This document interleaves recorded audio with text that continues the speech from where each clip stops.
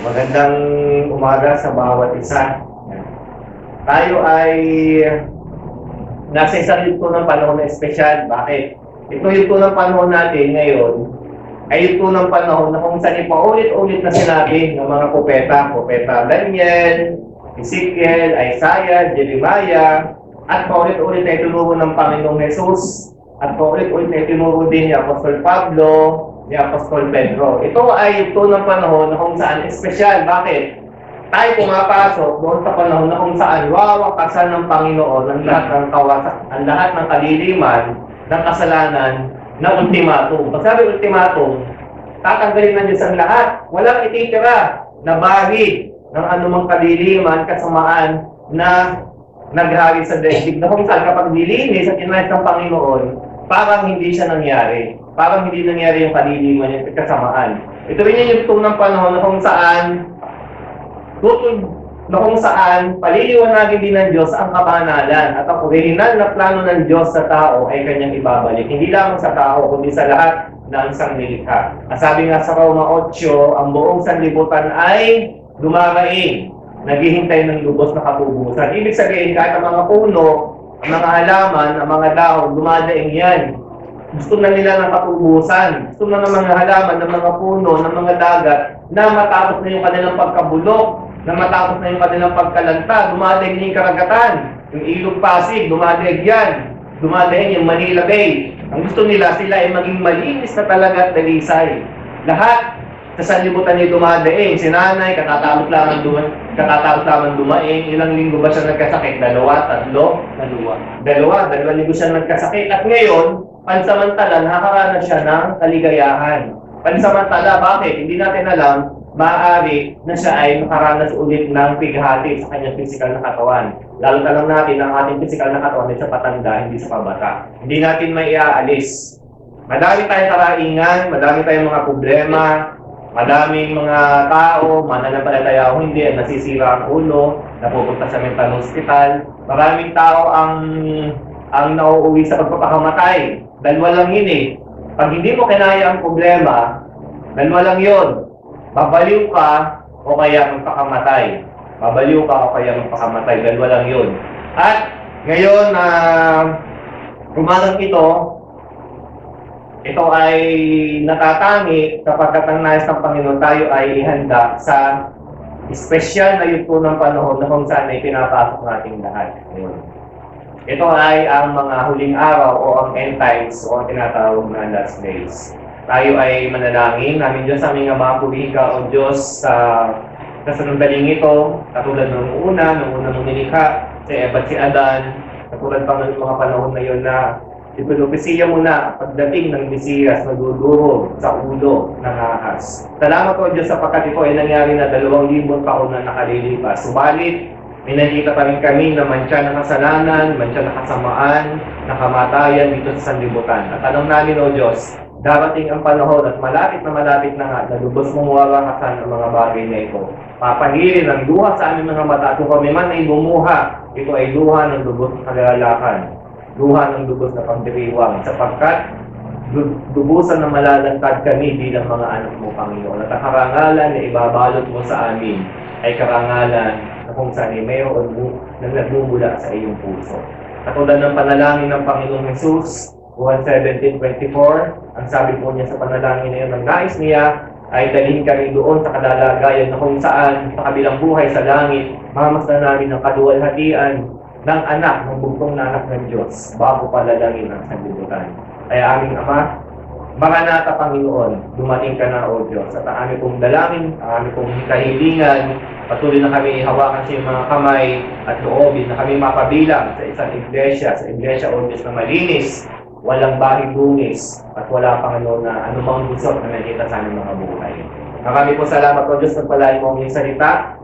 Gawin ito na makapangyarihan, mabisa, buhay, mas mataling kaysa anumang tapak na magkabila ay talim, na nakatatalo sa aming mga puso't kaisipan, na babalik sa inyong harapan, na ginagawa ang bunga nito sa aming mga buhay.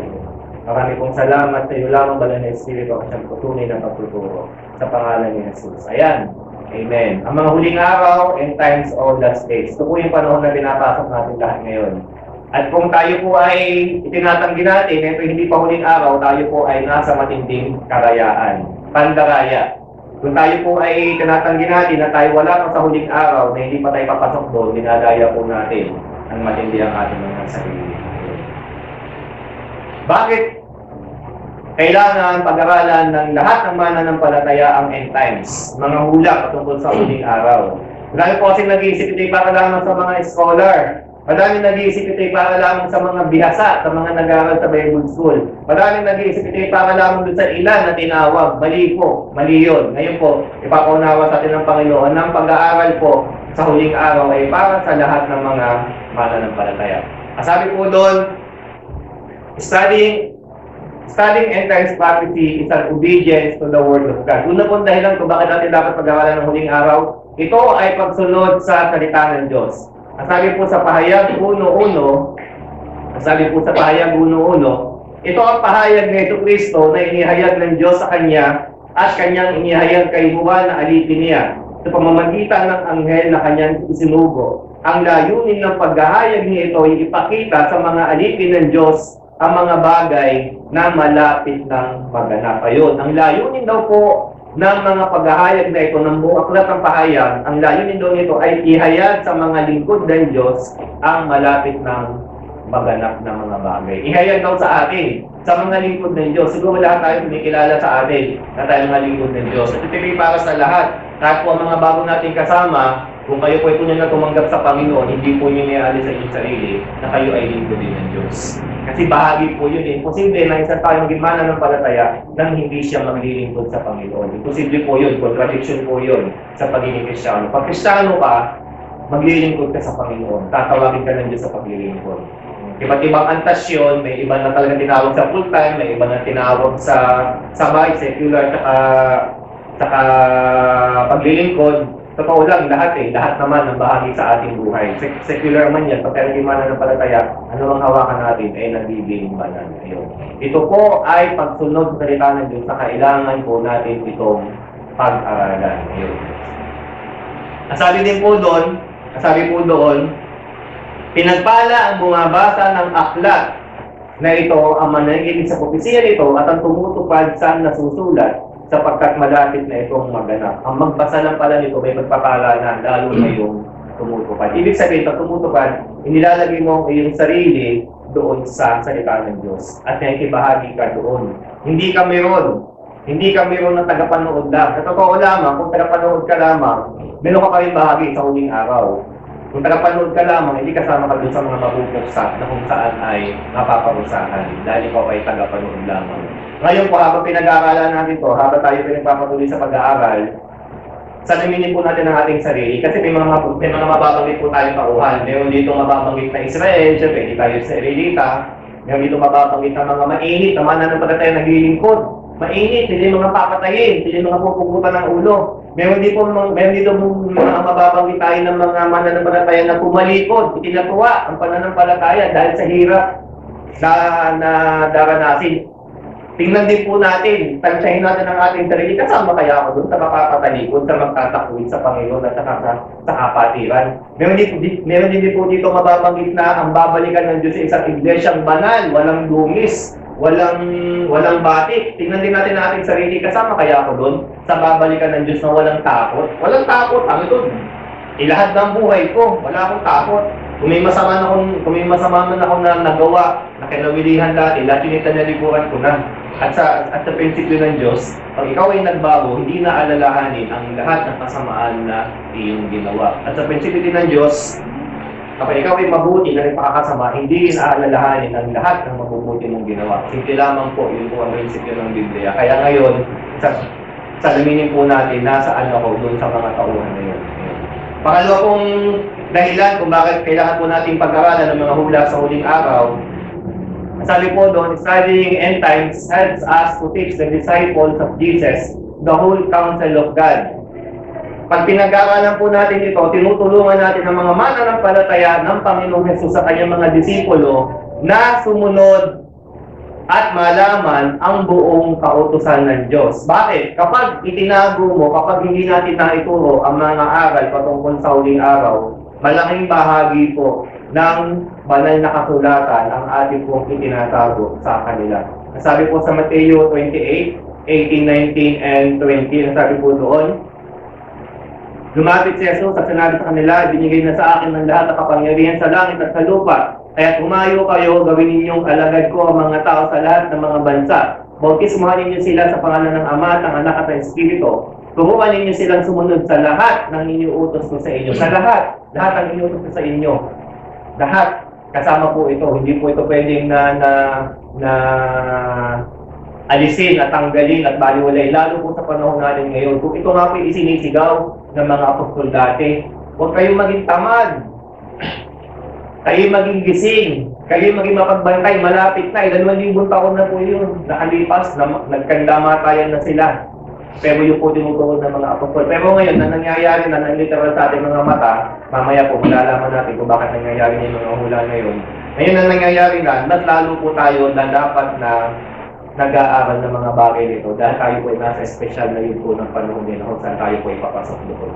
Pangatlo po, studying end times prophecy gives us new fire in evangelism. Ito po ay nagbibigay sa atin ng bagong apoy sa paghayo, sa pagpapatanggap, sa pagbabahagi ng mabuting kaligtasan. Ang sabi po sa Judas 23, talata 23, 1:23, ang sabi po doon, agarin ninyo ang iba upang mailigtas sa apoy. Mailigtas sa apoy. Bakit? Isa po sa tema, malaking tema ng huling araw ang pagpuksa ng lubos sa kasalanan kung saan ay tatanggalin ng lahat ng bahid ng kasalanan. At kung maunawaan po natin at may sa puso natin yung kakahinatnan ng mga tao, mga mahal sa buhay na hindi magsisisi, talaga pong dapat tayo magkaroon ng matinding pagnanasa na sila ay sabitin mula sa apoy.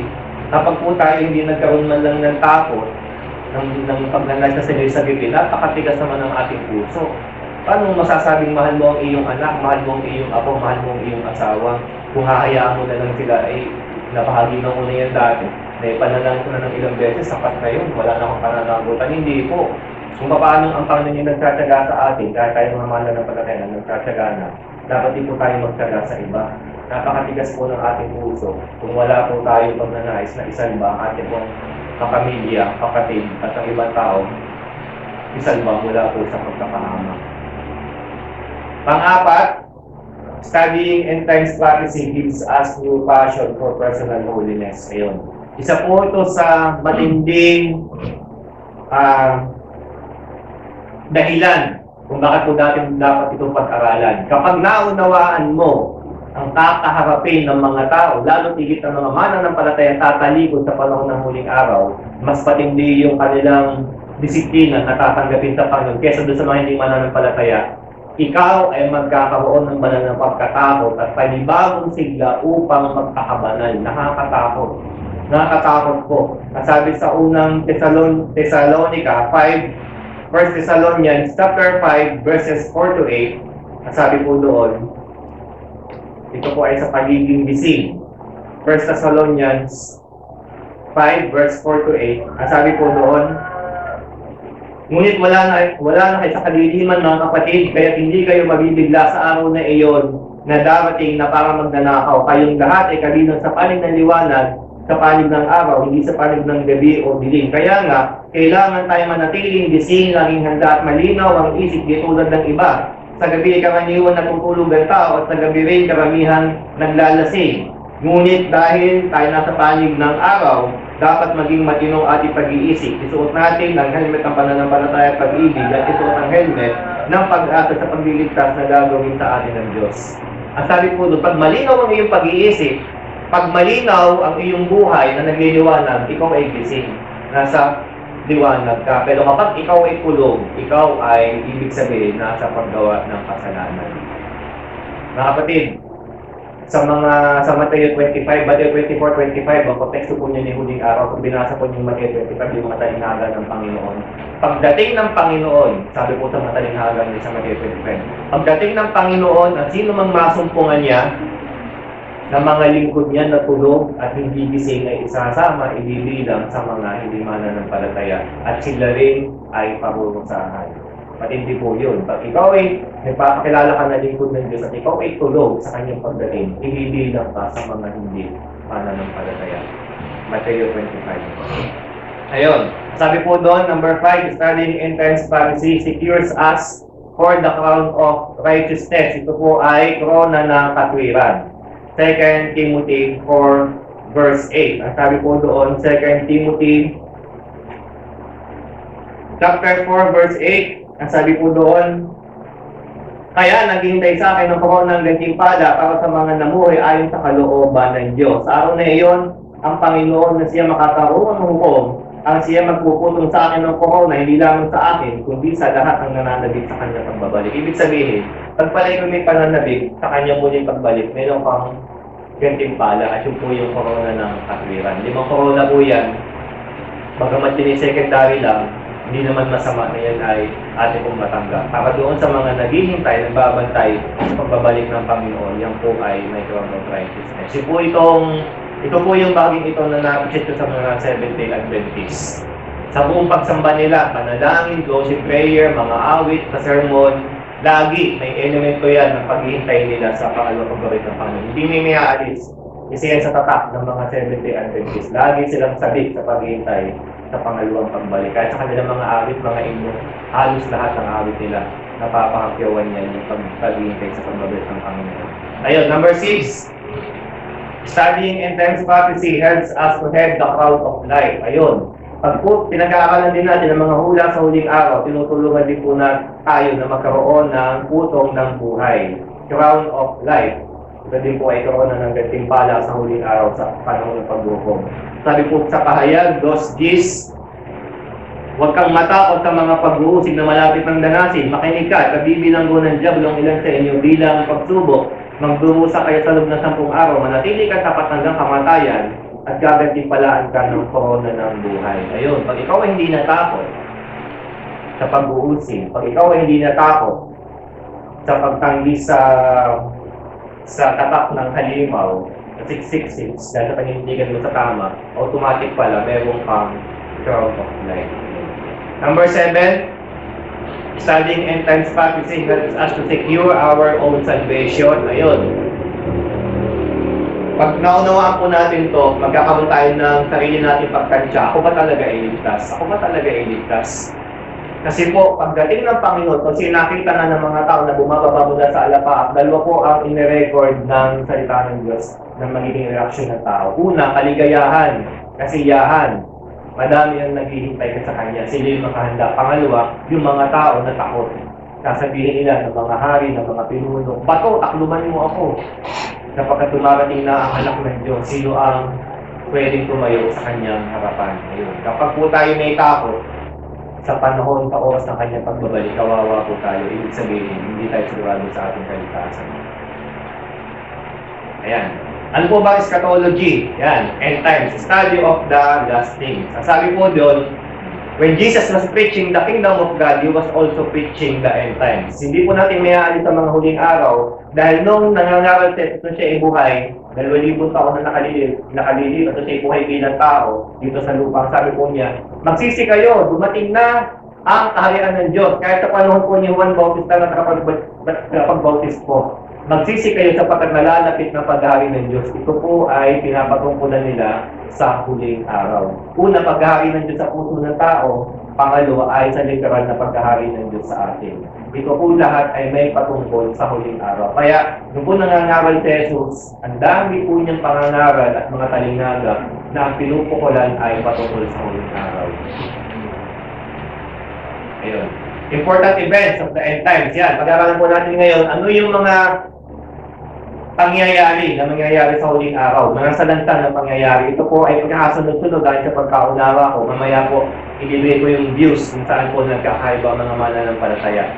Para po tayo magkaroon ng sariling desisyon kung ano po yung ating paniniwala. Na mahalaga, ito po hindi pinagkatalunan, kundi dapat ay nauuwi sa kabanalan ng buhay. Una po, tribulation. Ayun. Ang tribulation naman po talaga ay 7 years. Pero batay po sa Biblia, dalawa po ang hati nito. Tribulation at ang Great Tribulation. Ito po ay 7 years ang haba. Ayun. Time indicators, ito po ay tribulation, ito po yung unang bahagi. At 7 years, siyempre ang kalahati nun ay 3.5 years. Ang tawag po doon sa unang bahagi ay tribulation, at doon sa pangalawang bahagi ay great tribulation. Ito po muna yung unang bahagi, 3.5 years. The tribulation. Ito po ay magsisimula kapag nagkaroon po ng covenant of peace sa Israel at Jerusalem. Ito po ay 1,260 days ang tagal, or 3.5 years. Ito po ang unang bahagi ng 7 taon ng paghihirap. Sabi po sa Daniel 7:25, at sabi po sa Daniel 7:25, Daniel 7:25, sabi po doon, magsasalita siya laban sa katasaasan at pahihirapan niya ang mga hinira ng katataasan Diyos. Tatangkain niyang baguhin ang kautusan at ang mga takdang kapanahunan.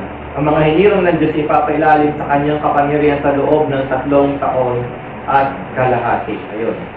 Tapos sa Daniel 9:27, Daniel 9:27, ang sabi naman po doon, Daniel 9:27, ang haring ito ay gagawa ng isang matibay na kasunduan sa maraming tao sa loob ng 1 linggo. Pagkaroon ng kalahating linggo, patitigilin niya ang paghahandog. Ayun, ito po yung unang bahagi, unang 3.5 years. Na kung saan, ito po yung inaabangan. Ito yung nagsisimula kapag meron na siyang covenant of peace. Ito po yung covenant of peace na kung saan ang masama, ang Antikristo, ang masama ay nakikipagtipa ng 7 taon sa Israel at sa maraming tao.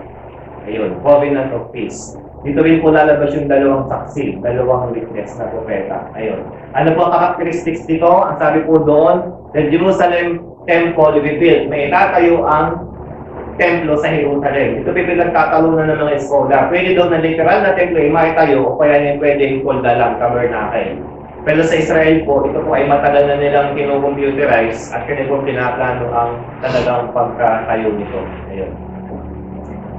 Sa panahon po nito ng tribulation, economic collapse sa buong mundo, babagsak ang kaperahan at ekonomiya ng buong daigdig, magkakaroon po ng unified worldwide digital currency na tutubo doon sa one world government at one world religion. Ibig sabihin, gagawa po sila ng currency o kaperahan na hindi po yung papel na nahawakan, kundi yung po digital. Ngayon po, uso na po yung cryptocurrency, Bitcoin, Ethereum, Litecoin, XRP, Dogecoin, madami po yan. Lahat po yan yung cryptocurrency. At lahat po yan ipataas ng value. Nung muli ko pong chinek sa coins.ph, ang value po ng 1 Bitcoin ay 1.8 million pesos. 1 Bitcoin lang po yun. 1 Bitcoin, 1.8 million pesos sa kanyang value. 2008, 2003 yata po, 2008 at simula Bitcoin, wala siyang value. Yan ay natatas na niya. Kaya ang dami po kabataan ngayon, kahit po mga pastor na nahuhumaling sa Bitcoin. Sa panaginip ko po, sasabihin ko na rin, dalawang beses na panaginipan, yung Bitcoin na coin, ay nagay yung gamon at tinangka akong kainin.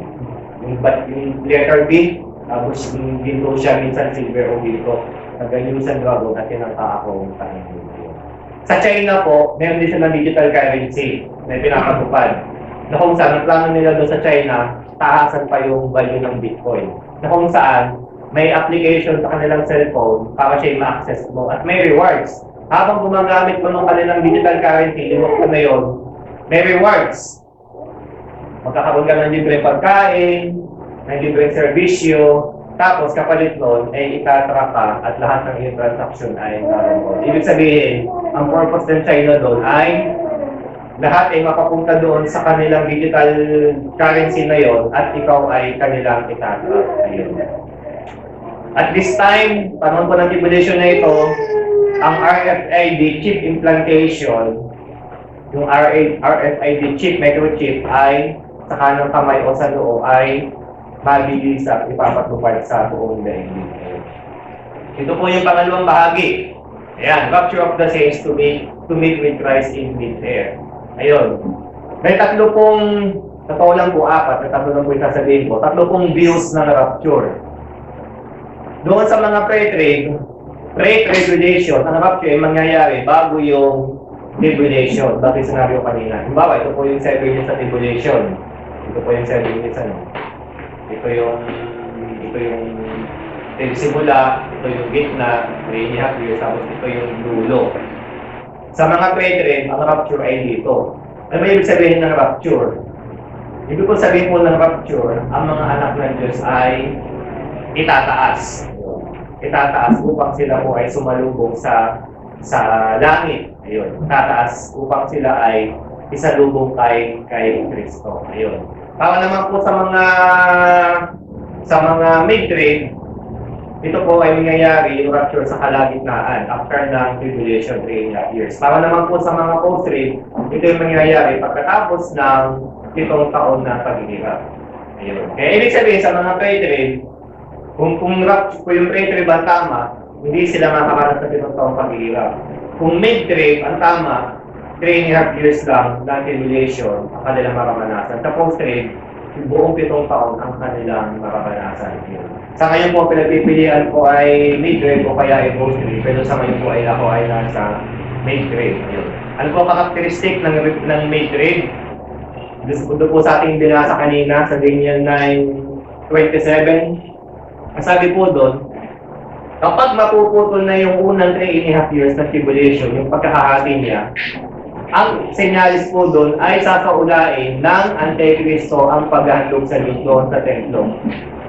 Ayun, ang sabi doon, ng hari nito ay gagawa ng isang matibay na kasunduan sa maraming tao sa loob ng isang linggo.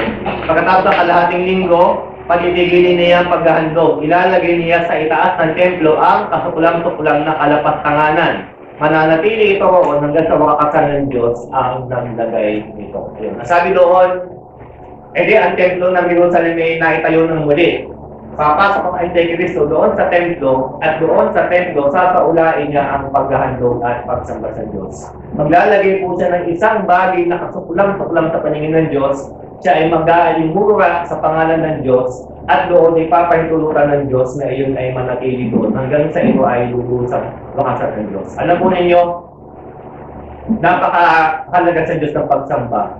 Kaya ibubuhos ng Diyos ang kanyang matinding puot sa pangalawang bahagi ng tribulation ay dahil sasaulain ng Antikristo ang pagsamba sa Diyos. Kaya ibubuhos niya. Kaya po sa kalagitnaan na yun ay sasaulain ng Antikristo ang pagsamba at paghandog sa Diyos.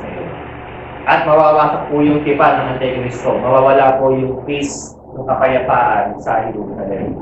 Wawakasan po niya yun sa kalagitnaan. Pagkatapos nun, kapag pumasok na Antikristo at sinalaula niya yung templo, bago i-boast ng Diyos ang kanyang puot, dahil nga po doon sa nangyari na pagsalaula, i-rapture niya yung mga banay. I-rapture niya ang mga mananampalataya. Iyon ay kung tama yung Israel. Ayun. Yan, ito po yung isa pang eksena sa end times, Great Tribulation. Ayan. Pag sinabing Great Tribulation, yung paghihirap na mararanasan ay mas sigit pa ngayon. Ito po yung second half ng 7-year tribulation. Ito po ay tatagal ng 1,335 days. Daniel 12:12 mula doon sa abomination of desolation o yung pagsalaula ng walang hanggan. Ayun. Dito po ay ibubuhos ng Diyos ang 7 trompeta ng paghahatol at ang 7 bowls of wrath. Ito po ay nasa Revelation 8 and 9 saka po Revelation 6. Dito po, kapag ibinuhos ng Diyos ang mga puot niya dito, lalo po doon sa 7 bangko, ang pagbawas sa populasyon ng tao yung nagkakamali ay 1/4 ang 1/4 o 1/3 o 1/3. Mawawasak ang mga kontinente, ang mga bundok na matataas ay mapapatag, lulubog ang mga kapatagan, ganun po, at hindi ang mangyayari dito.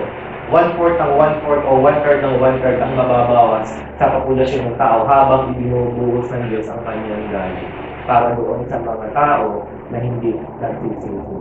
Ayun.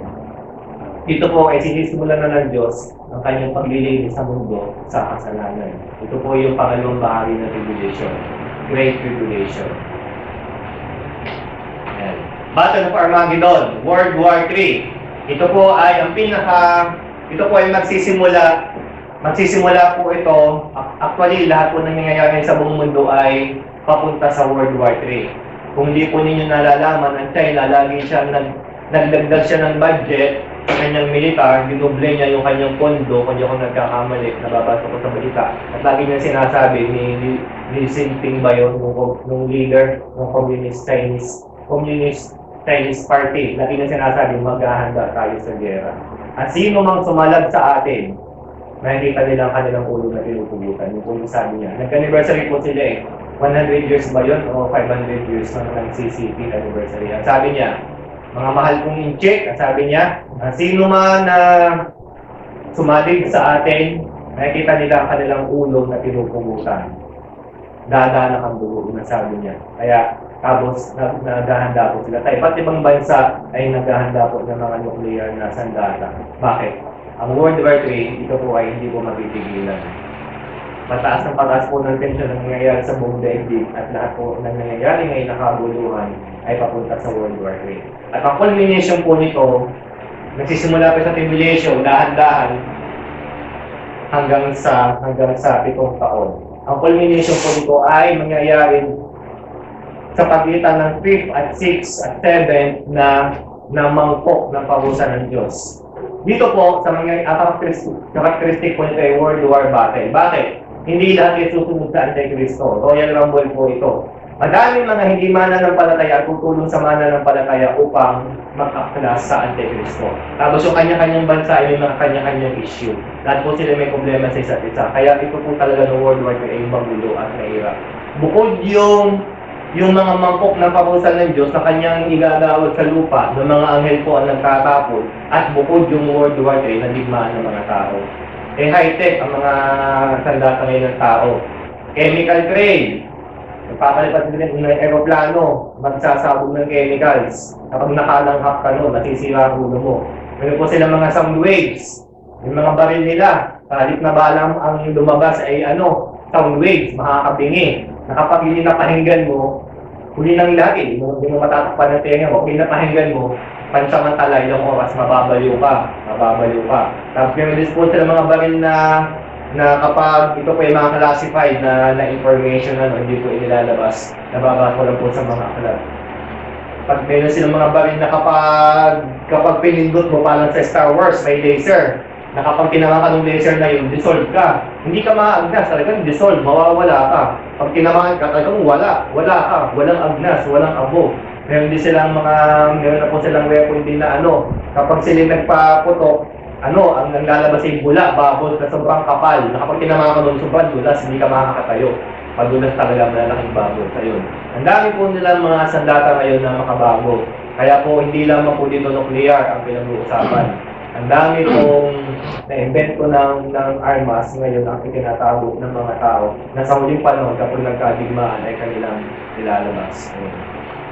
Battle of Armageddon, World War III. Ito po ay during tribulation at ang culmination po nito ay, ang paguluhan po nito ay nasa patapos na tribulation, nasa ika-6 ng 7 taon ng tribulation.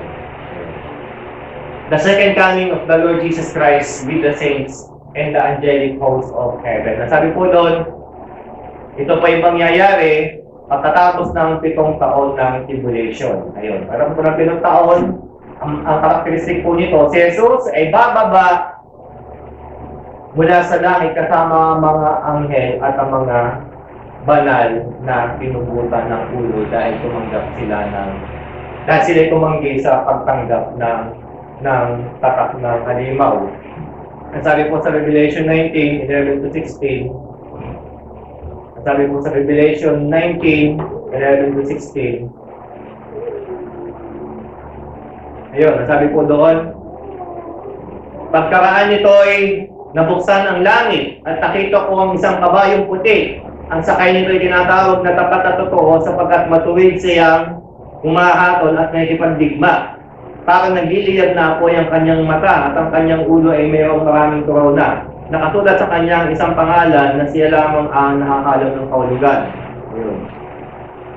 Sumusunod sa kanya ang mga hukbo ng langit na nakadamit ng malinis na puting lino at nakasakay rin sa mga kabayong puti. May matalim na tabak na lumalabas sa kanyang bibig na gagamitin niyang panlupig sa mga bansa. Ayun. At ang sabi doon, at nakakita ako ng trono at ang mga nakaupo doon ay binigyan ng kapatang humatol. Nakita ko rin ang mga kaluluwa ng mga taong pinugutan dahil sa pagpapatotoo tungkol kay Jesus at sa pagpapahalag ng salita ng Diyos. hindi sila sumamba sa halimaw, hindi sa larawan ito, hindi tumanggap man ng tatak ng halimaw sa kanilang noo at kamay. Sila'y nabuhay at nagharing kasama ni Kristo sa loob ng 1,000 taon. Ayun. Ang ibig sabihin po nito, dinrapture na nga po kasama po doon yung mga marami na pong namatay, mga pinuputan ng ulo dahil natumangin sa tatak ng halimaw. Ang mangyayari, the second coming ni Christ, din nagkakagulo sa mundo, World War III. Ang mangyayari po doon, sa kanyang pagbabalik, kasalukuyan na buong World War III. Pag siya'y nakita ng mga tao, siya naman po ang didigmain. Siya naman po ang didigmain. Nakita po natin yung mamaya. Siya naman ang didigmain, si Jesus at ang mga anghel. Ipupukol ng mga nagkakagulong bansa kanilang atensyon sa Panginoon. Aba, sino itong dumababa na ito? Sila ating didigmain ngayon. Kasama po ng Panginoong Jesus na kasakay sa puting kabayo, kasama niya mga anghel at ang mga banal na pinumutan ng ulo. Ibig sabihin, nagkaroon na po ng unang resurrection na kung saan yung mga tumangging na pugutan ng ulo, sila po ay kasamang bababa mula sa langit. Siyempre, hindi na po yung kanilang ulo. At ang sabi po doon, sila ay kasamang maghahari ni Kristo sa loob ng 1,000 taon sa kanyang pagbaba. Sa kanyang pagbaba ng Panginoong Jesus, pupuksain niya ang Antikristo at una niyang itatapon doon sa dagat-dagatang apoy. At ang nangyayari kay Satan, ibukulong na 1,000 taon sa abis, sa kailalimang walang hanggan. Tapos si Kristo maghahari dito ng 1,000 taon kasama yung mga pinubutan ng ulo. Yun po yung unang pagkabuhay ng mga ulo. Ayun. Millennial Kingdom, ang sabi po doon, ito po yung millennial, yung sarili 1,000 years. Ito po ay mangyayari pagkatapos ng 7 taon na paghihirap na kung saan si Satanas ay nakabuli ng 1,000 taon sa bottomless pit. Ayun, ano po karakteristik? For the first time, man will experience perfect justice and righteousness under the rule of the Lord Jesus Christ and His saints. Kaya po may mga talata, may mga talingala ang Panginoon. At sino masumpungan tapat, sila ibibigyan po ng kapahintulutan ng mamahala sa daigdig. Mamahala sa mga syudad, mamahala sa mga bayan, mamahala sa mga bansa. Depende sa ating katapagan. So si Brother Ronald din nagpakatapat, pwedeng doon sa 1,000 years na millennium. O, Brother Ronald, dito ka. Mamahala ka sa Anos. Ayun. Si Carla sa Palhi. Pag medyo naging tapat pa, napasobra, abutan sa Apul. Ganun yun. Sa iba, bayan. Isang buong bayan, sa iba, ibang bansa. Yun po yung kahulugan ng kalingagan ng Panginoon. So kung saan, for the first time, mangyayari ang perfectong gobyerno. So kung saan si Kristo mismo ay nasa lupa upang mamahala at ang kanyang mga senator, ang kanyang mga congressman ay tayo. Mangyayari po ito. Pero ang kasalanan nandun pa rin sa mga tao, kaso ay nasisikil. Bakit? Hindi pa lubusan na naaalis ang mancha ng kasalanan. Yung tukso ay bawas, pero yung laman ay naroon pa rin sa mga hindi mananampalataya. Si Satan po dito ay 1,000 taon na nakakulong sa bottomless pit o sa hell. Pagkatapos noon, mangyayari po noon, hindi ko na po isinama dito, mangyayari doon, may 1,000 taon, makakawala si Satan, at dadayain ulit ang lahat ng mga bansa. Doon po mangyayari yung Battle of Gog and Magog. Ito po yung huling laban. Hindi sa World War III natapos, kundi may Battle of Gog and Magog. Kapag pinakawalan si Satan, after ng 1,000 taon, dadayain yung mga bansa, lilikumin ang kanilang dami, sobrang dami. At sila hindi nagkakaisa, hindi katulad doon sa World War III na labo-labo. Sila ngayon na nagkakaisa at sila ay pupunta doon sa bayan ng Diyos upang pagsahin. Sobrang dami mo. Yun na po yung huling laban ng Diablo upang siya ay magtagumpay. Huli niyang attempt upang siya ay magtagumpay. Pagkatapos po doon, siya ay mapupuksa at si Satan, yung mismong Satan ay itatapon na rin kasama ang bula ang propeta doon sa dagat-dagatang apoy. Kasama na sila, yung Trinity na yun, ang Holy Trinity. Si Satan, Antichrist, at saka si false prophet na yun. Great White Throne Judgment, saka eternal death ng punishment of the unsaved. Ayun. Ang karakteristik po nito, nasa Matthew 25 po ito, Matthew 12, sabi po nito, ang lahat ng tao ay haharap sa Diyos. At pagbubuko din ang tupa sa mga kambing. Pag sinabing tupa, tayo yun, mga anak ng Diyos at mga kambing. Pag sinabing kambing, mga hindi po ninanak ng Diyos, kasama na yung mga akala nila sila ay anak ng Diyos, pero hindi pala. Nung po mangyayari sa huling araw, Panginoon, nangaral kami sa iyong salita at sa iyong pangalan. Nagpalas kami ng demonyo sa iyong pangalan. Nagpagaling kami namin sa iyong pangalan. Sabi ng Panginoon sa kanila, lumayas kayo, di ko kayo nilala, mga tagapaggawa ng masama. Kasi sa oras po ng paghahatol, siyempre mabigat yung hatol, madami ang mag-aabol, madami ang hindi tatanggap sa hatol, kasi sila ay hindi pala ligtas. Madami mag-aabol, madami nagre-reklamo. Dito po sa panahon na ito, sa Great White Throne Judgment, bubuksan ng lahat. Dalawang klase po ng aklat ang bubuksan. Una, aklat ng mga gawa. Madami po yan. Lahat ng ginawa ng tao naka-record. Ang angahin po ay nire-record doon. At isa pang aklat, aklat ng buhay. Kung sino yung nasumpungan na ang pangalan yung wala sa aklat ng buhay, ay itatatong sa impyerno.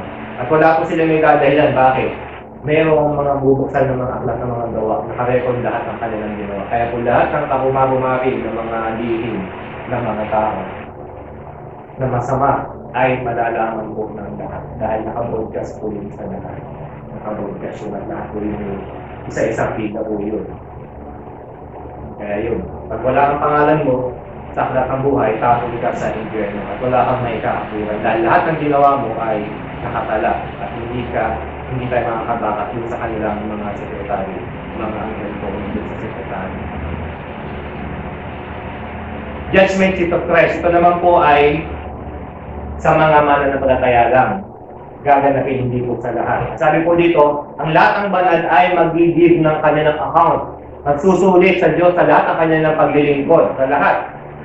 Ang iba ay may putong, may reward. Ang iba naman ay wala.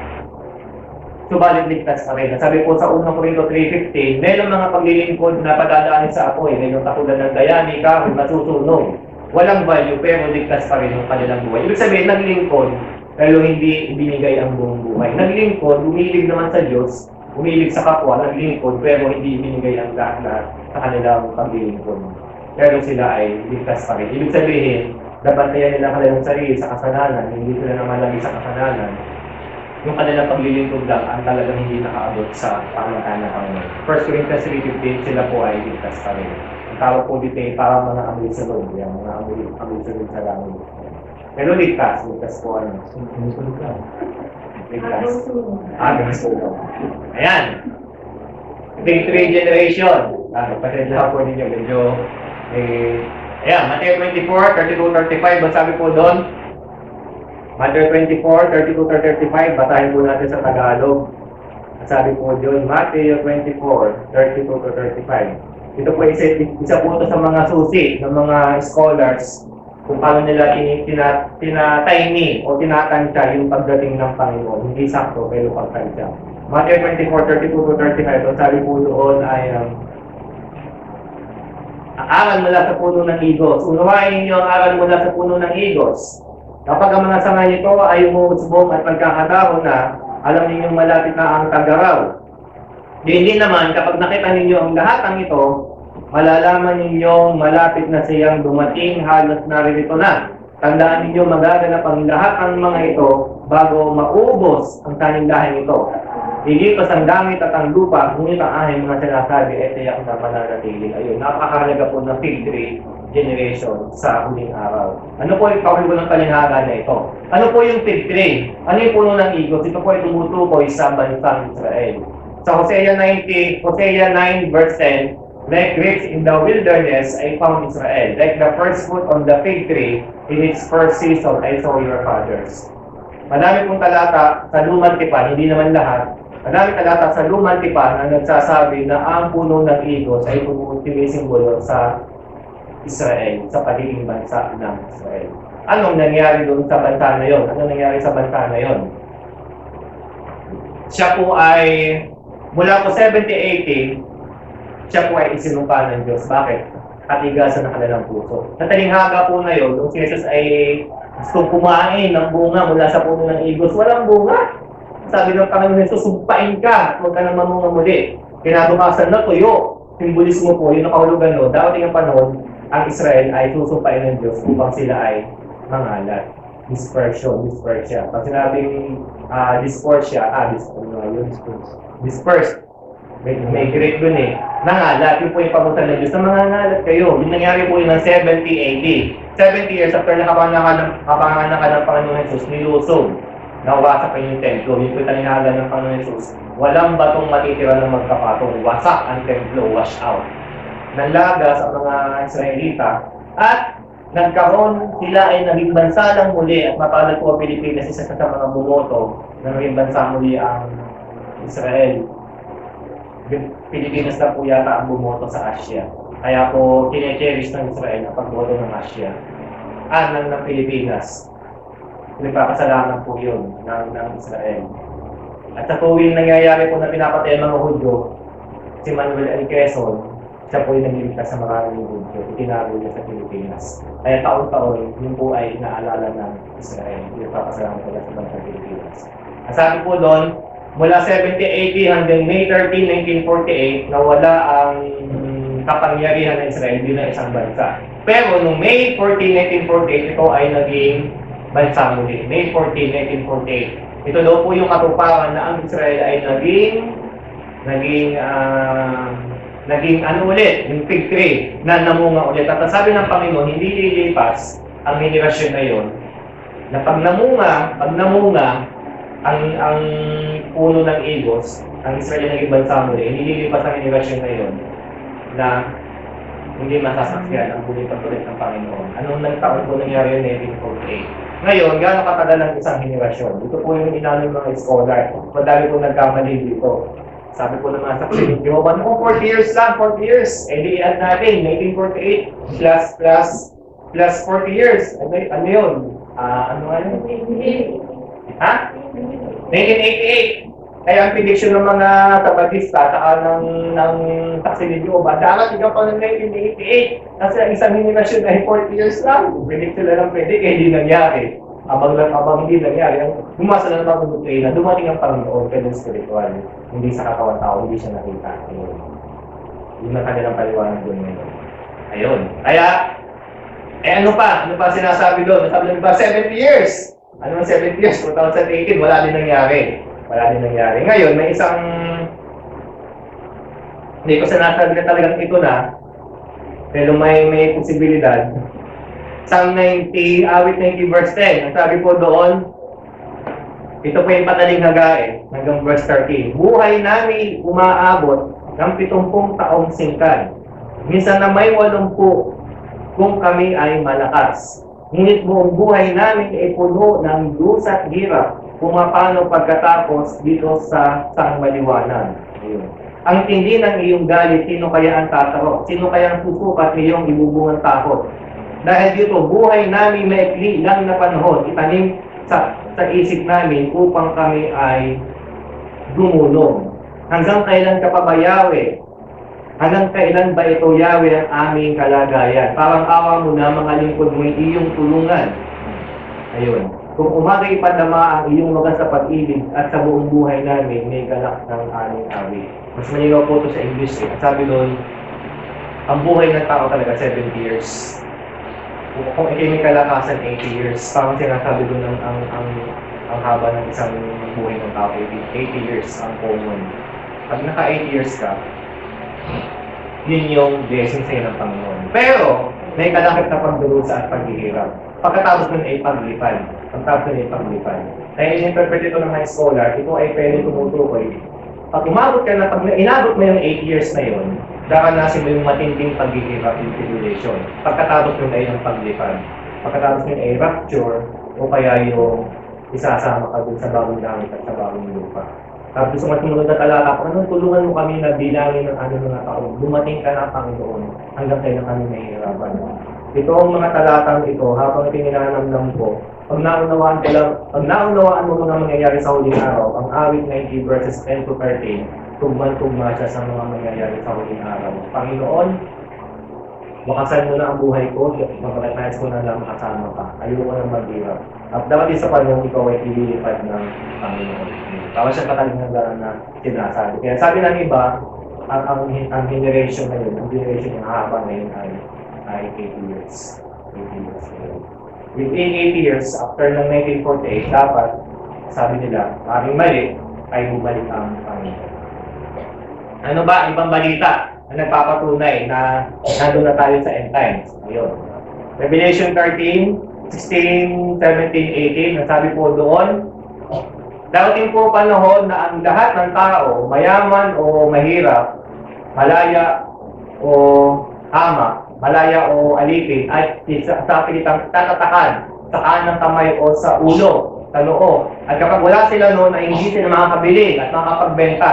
At ito po, ang tatak na yun ay ang tatak ng pangalan ng Antikristo o ng halimaw. Ito po ay 666. Ito po ay 666. At yung mark, nalimutan ko na yung Greek, ang Greek po nito, nakahulugan yung mark of the beast, sa verse 17, ang ibig po sabihin nun ay tatak sa balat na iniukit ng isang matilos na bagay. Yun.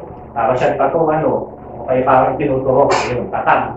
Hindi po yung mga tattoo natin, na bunga ng ating nakalipas na buhay, hindi yun.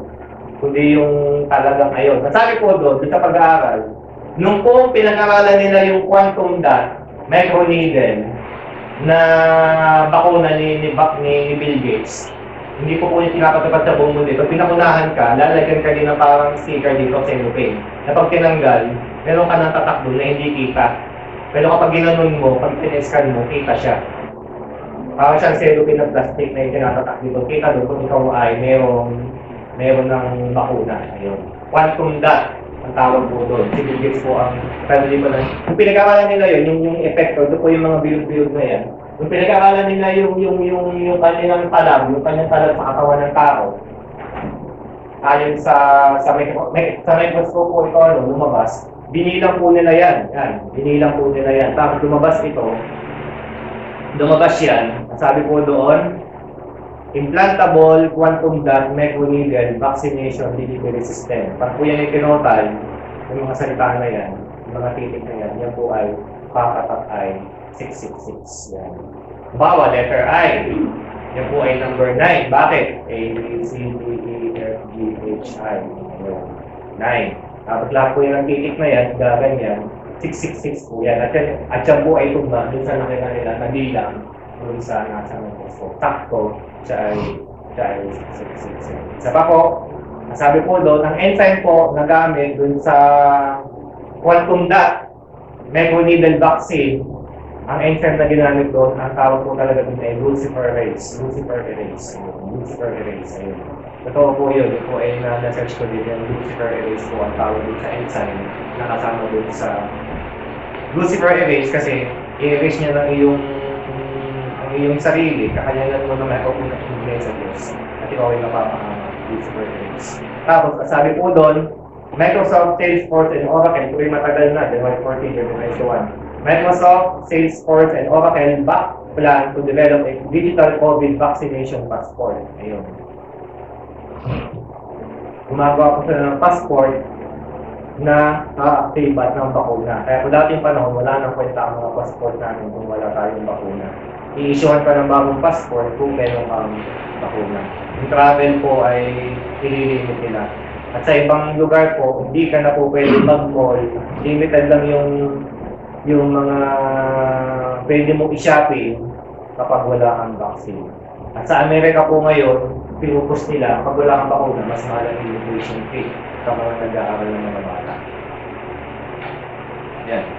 Microsoft and Bill Gates working with Los Angeles public schools to create a COVID QR code daily pass for children that is scans to allow them access. Ayun, ito pong pinaka-attendance ng mga bata. QR code, lalagyan sila ng QR code. Hindi ko lang sa balat o sa damit. Kung ikaw ay may bakuna, pwede kang pumasok sa kaaral. Yan. Pati, spiritual implications. Ako ay nabubuhay sa huling panahon. Bakit? Palapit ng palapit. Lahat po ay nangyayari. Darating ang panahon, mga kapatid, totoo lang sa Pentagon na invento na po yun. May kasama ng microchip yung bakuna. Hindi pa lang tinupo sa buong mundo. Kapag may microchip ka na yun, ang advantage mo, kahit wala kang sintomas, mag-a-alarm yung microchip, i-alarm ng gobyerno, meron kang COVID-19. Nade-detect na yung virus sa iyong katawan. Nade-detect na. I am living in the end times, hindi natin pwedeng ipagsabaliwala. Talagang ako ay nabubuhay na sa panahon ng yung panahon. Pangalawa na katotohanan, the worst is yet to come. Kasama ng kasama. Kung anong buhay natin ngayon, kung gano'n man kasama yan, sa paligid natin nangyayari, mas higit na masama ang nangyayari sa bukas. Hindi po yan sa pabuti, yan po ay sa kasama. Ang mabuti lang ay kung tayo pamanan. Pero individual po yun. Pero sa paligid natin, yan po talaga ay pasama. The New World Order led by the Antichrist is being set up. New World Order, bagong gobyerno na iisa ang pinuno ng Antikristo ay sineset up po kasalukuyan ngayon. Ilang taon na po at nakalilipas. At sabi nga po ng iba, ang Great Reset ang simula ng New World Order. Great Reset, sabi pong Great Reset, nag-meeting po ang mga leader sa buong mundo. Nag-meeting sila po, hindi ko po alam kung anong taon yun. Nag-meeting sila, at sabi po nila, Great Reset, kailangan bumagsak ang ekonomiya ng buong mundo. Kailangan sila ay maghirap upang makontrol natin ang mga tao. Upang sila ay matakot natin kasunod natin. Great Reset, mababagsakin ng kaperahan ng buong mundo. Yung di pong Agenda 21 na sinasabi, sa Agenda 21, sisimulan po nila ng taong 2021 yun. Agenda 21, ang ibig sabihin, doon magsisimula ang pagbawas sa populasyon ng tao. At dapat, 2030, ang sabi nila, ang malitirang populasyon sa tao dapat ay 500 million. Ibig sabihin, nasa 7.5 billion pataas ang dapat ng mamatay. Agenda 21. At sa Agenda 21 na yun, ang dami pong bansa ang pumirma. 170 sila sa pumirma doon ng bansa. Ayun. Spiritual implication, Jesus is coming soon to reward His children and to punish the unrepentant. Doble po yun. Doble ay talim. Kung ikaw ay matapat na anak ng Diyos, magala ka dahil darating na ang Panginoon. Pero kung ikaw ay nagtatakulit sa Panginoon, matakot ka man, wala na rin magagawa. Kaya, habang may panahon, habang hindi pa sarado ang pilo ng kaligtasan, kamantalayin ko. Practical application, share the gospel to everyone. Ibahagi mo mabuting balita. Huwag kang matakot, huwag kang mahiya. Mag-networking ka sa kaligtasan. Kung hindi mo kaya mag-share, dalhin mo sa simbahan, dalhin mo sa mga Bible study. Hindi mo kaya, nahihiya ka, dalhin mo sa Bible study. Dalhin mo kung saan may nagbabahagi ng salita ng Diyos. Wala tayong may dadahilan. Ibahagi mo mabuting balita. Pangalawa, stay spiritually awake and watchful. Sabi ng Panginoon, wala nakakaalam ng araw at ng oras. Wala talaga. Kaya kailangan maging bantay at maging gising. Hindi mo alam, hindi magbabantay ka. Kung dumating man, nabutan mo ang pagdating, gising ka. Handa ka. Pero pag dumating ang inaabangan mo na magnanakaw at ikaw ay tulog, talagang mananakawan ka. Kawawa ka talaga. Yun po yung mahulugan ng Panginoon sa Spirit. Clothe yourself with purity. Revelation 20 and 21, ang sabi po doon sa katawan ni Kristo na kanya pong isasama sa langit, yung kasal tiging, yung kasalan sa langit, yung marriage supper feast of the Lamb, sabi niya pagtuluan sa nakita niya sa pangitay, ang lahat ng naroon ay nakasuot ng linong puti. At sinabi din ni Juan yung interpretation, at ibig sabihin na linong puti ay ang kamanalan sa kanilang buhay. Imposible na tayo mapasama doon sa tiging ng kasalan ng Panginoon kung tayo ay bati. Sabi nga sa isang kalingaga, sa isang kasalan, sabi ng Panginoon, sabi ng may-ari ng kasalan, Ginoo, bakit ikaw ay ano? Ba't hindi ka nakadamit puti? Ba't wala ka sa ano? Wala ka sa motif? Sinutusin yung mga tao, ilabas. At doon, paglabas, ay tinutuloy yung tao. Hindi ka nang palalabasin, kaya ka pa magpag-usap. Kaya, yan. Siguro ito ipadadaanan ko lang. Ilan sa mga panaginip na nakita ko, saka ng iba na nilagyan ko ng interpretation. Yes. May 20, 2021. Ayun. Sa panaginip na yun, ako ay nanumbalik sa pagtatrabaho ko sa Toyota. At ako ay mataas yung posisyon ko. EA, Executive Assistant. Ayun. Si Sir Yuchi, yung may-ari, ayun, yung may-ari ay nakipag-usap sa akin patungkol sa mga operasyon ng kumpanya at gusto niya mapabilis yung release ng sasakyan. Tapos nasabi ko, kapag ako sa Sir UK, ang release ng sasakyan sa mga customer kadalasan ay 5 to 6 p.m. Pero kung papaspasan talaga, kung maayos yung transaksyon, 3 p.m. kaya. 3 p.m. kaya. Pero sabi ni Sir UK, hindi.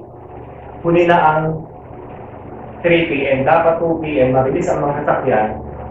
Pero ang katumbas mo, dapat ka maging mapagmatsyag 1 p.m. onward. 1 p.m. onward. habang ako nananaginip ito, nung kausap ko sa Sir Yuji, nung sinasabi niya na hindi, dapat 2 p.m. ma-release na. Pero 1 p.m. dapat ay magbantay ka na sa mga nangyayari. Nagre-rema sa akin si Lord habang nakapag-iipan kayo, na ibig niya sabihin, ito ay patungkol sa huling araw. Nang sabi niya doon, ang ibig sabihin ng 1 p.m. 2021, ng 2 p.m. 2022, ang 3 p.m. 2023, ang 5 p.m. 2025, ang 6 p.m. 2026. Nung kung saan nasabi ng Panginoon, huli na kapag sa ilang taon pa ito ay babahagi sa mga tao. Dapat 2022, ito ay maipamahagi na ng maramihan. At 2021, bantayan mo ang mga mangyayari. Ayun. Bantayan mo ang mga mangyayari. Ito po yung mahabang interpretation nun, habang ito ay pinapag-pray ko. Ang ibig po sabihin ng mga kotse ay yung aral patungkol sa huling panahon na pagbabalik ng Panginoon Jesus. At po sinabing Toyota na si Sir Yuji ang may-ari, siya po yung Diyos Ama na, sinisunod Diyos Ama na nakakaalam ng lahat ng bagay. Tapos isa ako sa mga pinagkatiwalaan ng mga kaalaman na yun na dapat ay ma-release ng mabilisan. Dahil kapag hinintay mo yung matagal pag ilang pantaon, huli na ang lahat, mas madami ang kapapahawak. April 19, 3:20 a.m. 2020, ito po yung panaginip ko. Habang ako po ay nananaginip, mabigat yung paligid. Tapos may nakita kong kamay, may itinatayo na kandila, malalaking, mabilog, yung parang sa patay talaga, parang sa patay na madaming luha, na itinatayo, tinitirik doon sa tabi ko. Parang kamatayan, pero hindi naman. Dahil pinag-pray ko itong pag-isig, binigyan ako ng interpretation. Itinayo, isa, dahan-dahan, tapos pangalawang kandila, pangatlong kandila. Tapos nung itatayo na yung pang-apat na kandila, nagkaroon ng blanco na parang cut. Tapos nung isa-isap mata ulit, 7 na siya. 7 kandila na siya agad. Tapos pagising ko ay siya ipinag-pray ko, Lord, ano yung kahulugan ito? Isang buklat ko, ang pinabasa niya sa akin ay Daniel 9:20 to 27, 70 weeks. Pitong 70 weeks. Pag sinabing 70 weeks, mula po kasi sa kamatayan ni Jesus hanggang sa kanya pagbabalik, ito po ay pitong 70 weeks ang tagal nito na ang symbolismo nito sa Bible ay 70 weeks. At ang huling linggo na yun, sa 70 weeks, ang huling linggo, yun po yung tribulation. Ayun. Na kung saan, ang interpretation ko nun, yung po appearance ng mga kandila na yun, yun po yung 7 na years ng tribulation. Kaya po siya bilog at malaki, ibig sabihin, kumpleto at ganap. At yung kanyang mga malalaking luha, ang simbolismo po din ay yung judgment na may kalakip na pagtitiis, pagdurusa. Yun po yung hirap na makaranasan. Kaya po siya naputol doon sa pag-aano ng ika-4 na kandila, gumano, tapos biglang naging po, ibig sabihin, rapture sa kalagitnaan ng ay mara-rapture bago siya maitayo. At sa isang kisap mata, hindi po mararanasan ng mga mananampalataya yung day and a half years na sunod. Dito po ay, pagdating ng mga mananampalataya, ito po ay kumpleto na 7 kandila na. Tapos sa panaginip ko po, sa huling 7 kandila, hinawakan ko po yung huling 7 kandila niya sa panaginip ko at itinaton ko. Dun sa pinag-aralan po natin kanina, na kung ikaw ay nasumpungan ng tapat, may bahagi ka, palawakasan ng tribulation dahil kasama ka dito na babalik mula sa lupa, mula sa langit, papunta sa lupa, at upang mag-hari ng 1,000 taon kasama niya. Ibig sabihin, kabahay ka ni Kristo sa pagtatapos sa 7 taon na paghihirap at kasama ka niya mag-hari ng 1,000 taon. Pero maramat yung ang ganda ng panaginip ko para pabor sa akin, ito po ay conditional. Depende yun sa katapatan ko. Kung ako yung tapat, pwede mangyari ko. Kung ako hindi maging tapat, hindi ako mapapahamak. Hindi ko yung mga dito. Ayan. July 4, 2020, dalawa po kami na nag-game dito. 2:10 ang madaling araw. Basta na po ito na kwento. 2020, puti at silver ang color. Nakita ko doon sa Kisame. Pagtingin ko sa baba, ang daming tao na naghihirap, may sakit. Lumada, hindi na po yung COVID. Tapos tumingin ulit ako sa taas. Yung 2020, naging 2021 at siya ay bumilim at bumitim. Tapos nakita ko sa likod na nagsusulat, ino-observa na nangyayari sa 2021. Tapos sa panaginip, sa araw din po ito, 2020, nakita ko din po si Ate Tilay na si Ate Tilay na pumasok sa white, ay hindi pala, siya nakakita siya na naginip, pumasok siya nung gabing din yun, nung madaling araw din yun, siya pumasok sa isang puting bahay, parang White House, at nakita niya sa loob ng White House, ang madaming hospital bed, ang daming nakahiga ng mga tao, may sakit, mataas ang lagnat at pumuputok yung mga balat na parang lumadaing. Nung ito po ay ibinigay ko po sa ibang mga nanampalataya na nagbabantay din sa mga nangyayari sa hinaharap. Ang sabi po nila, ang kahulugan nito ay dalawa lang. Maaaring ito yung bagong pandemic na lalabas o kaya ito yung epekto ng bakuna. Maglabas ng epekto ng bakuna, ang dami lalo na magkakasakit. At sa katotohanan lang po, may katotohanan, hindi lang nilalabas ng media. Ang sabi po dun sa Public Health ng England, ito po ay hindi po to fake news. England po mismo naglabas. Pag ikaw ay may dalawang shot ng Pfizer, ayon po sa data nila, statistics sa data, hindi po to fake news. Pag ikaw may dalawang shot ng Pfizer vaccine, 507% ang tsansa na mas mataas na ikaw ay magka-delta variant ng COVID kesa dun sa walang bakuna. Pag palitin mo yung dalawang to at na-encounter mo yung virus ng Delta, mas magkakavirus ka. Mas magkakavirus ka. At sabi din po sa mga ospital, ang dami nagsasabi, hindi po sa balita, dahil nilalabas sa balita ito. Sabi sa mga ospital, sabi ng mga nurse at doktor nila, puno, lalong na puno ng COVID ang mga ospital ngayon. At karamihan sa kanila, yung may bakuna. Karamihan sa kanila ay may bakuna. Kakaunti lang yung walang bakuna. Ibig sabihin, mas naging mahina ang kanilang katawan. Ayun. Isa pa po dun sa panaginip ko, pamuli na po ito, April 25, 2020, 2:30 a.m. May nalagaan akong batang sanggol, hindi ko na akong lalaki babae. Ano siya, chubby, kataba. Tapos, pagkali ko tatot kalahating araw, ako nagpaalam. Ako'y aalis. Pagkakatiwala ko sa iyo to. Sa magulang ba o sa guardian. Ako'y aalis. Tapos, sa pag-alis ko, may kasama ko mga tao. Pero ako sabi ko, ako'y babalik after ng 3.5 days. Ako'y babalik.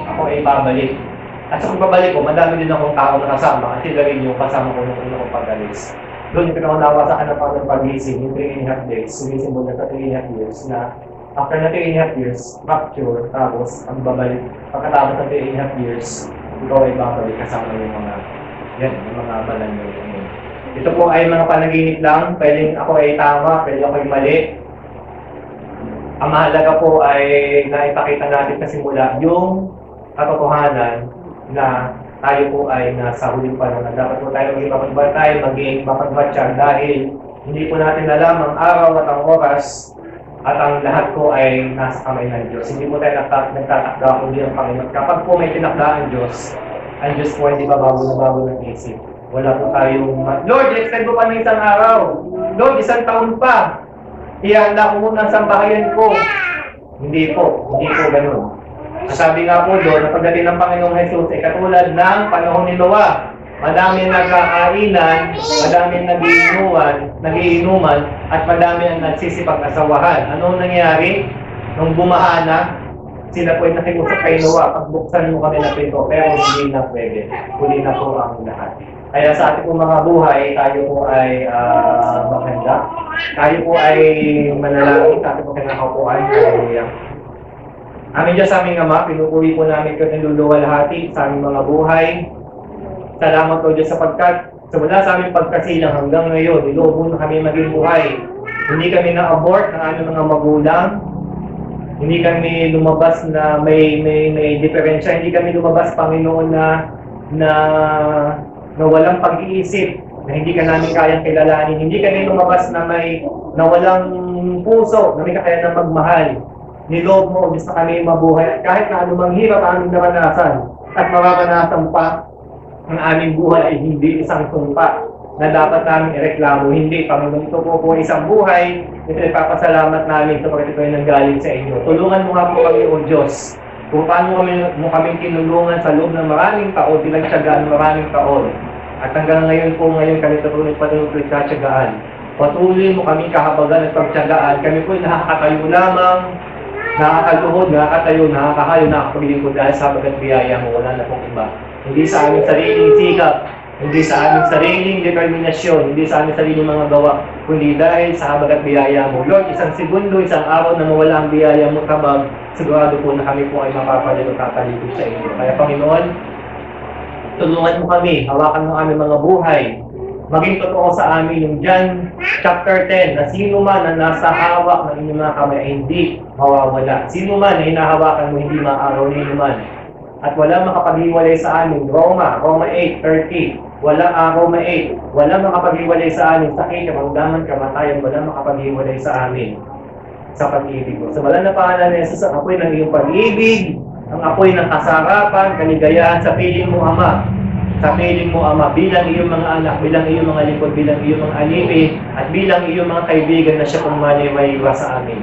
Sa banal na pangalan ni Jesus, we receive in faith, Panginoon, every day, ang kaligtasan at pagliligtas ng pag-ibig sa aming mga buhay. Maraming pong salamat sa pangalan ni Jesus. Amen.